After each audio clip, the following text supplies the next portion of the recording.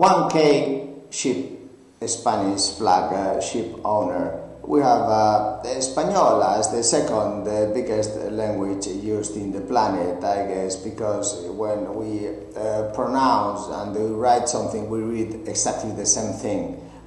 It's the same as in Finland, and when we say subtle, subtitle, and det, we don't use the B, do we? So it's really very complicated language, the English, but it's used as an excuse to have these cruise nationalities, because now Spanish is becoming the second biggest in the planet and is growing very fast. Why? Because it's very complicated to read something you don't write. And so imagine that I said I owe you 75, but the first 7 is a silent 7, so I owe you 5.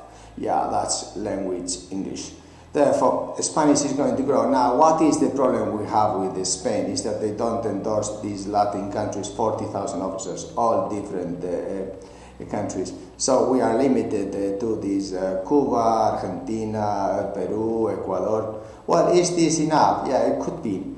Then about the ratings, we have the same as in Philippines, $1,100, but the question is that we don't have these 20% discounts that government takes away. This paragraph, my late father did this 70 years ago. No one amended these structural enlistment contracts, terms and conditions.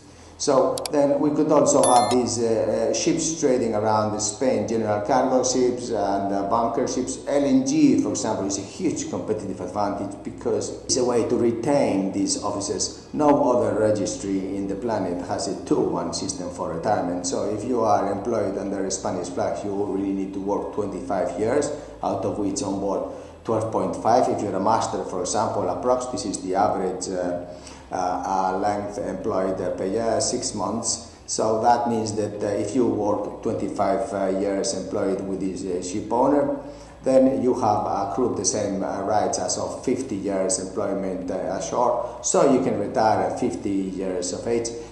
No other registry in the planet has this competitive advantage, which is good enough to retain the talent of all your chief engineers and second engineers and so on.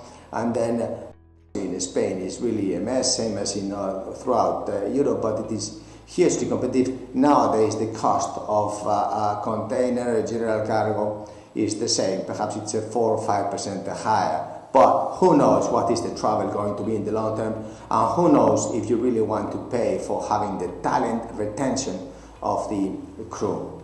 Are you ready? Let's go then, dear shipowner. And hola, buenos días. The Spanish flag is like the white horse of Santiago. It's white, so speak Spanish is faster and it's easier. Thank you. Bye. If you want to put English, then pay 25% more. Bye.